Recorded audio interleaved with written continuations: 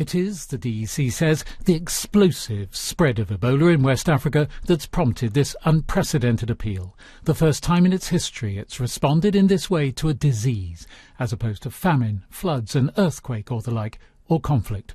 In this situation, we're seeing that the impact of the Ebola crisis on the communities in Sierra Leone, Guinea and Liberia is of such a scale that it's also caused a humanitarian crisis, and that's why the DEC decided to launch an appeal.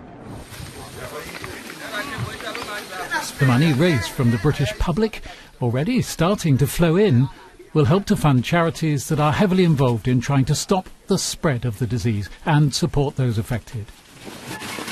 A particular focus remains safely disposing of bodies.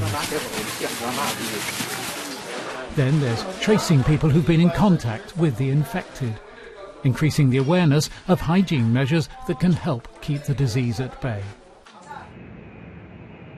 The extra funding will enable the aid agencies to scale up their activities in the hope of averting what the DEC fears could turn into a humanitarian catastrophe within 60 days.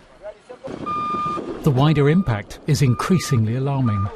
The race on to expand dedicated Ebola treatment centres as overwhelmed hospitals can't treat other pressing and sometimes life-threatening illnesses.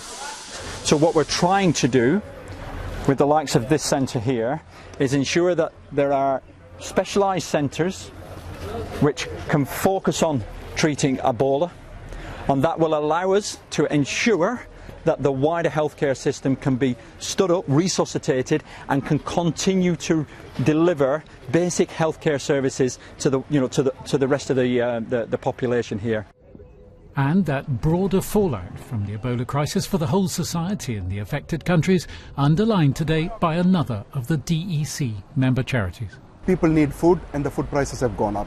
Many children have been orphaned and they lost their parents. The third one is taking a heavy toll on the mind, or the psychological impacts of this crisis is huge. We are beginning to see results. We are seeing safe burials occur at a much higher percentage. America's UN Ambassador Samantha Power in Liberia as she visited the region with a rare observation offering hope. The breaking of the transmission chain of the Ebola virus, with the infection rate currently said to be doubling every 3 weeks, is absolutely crucial.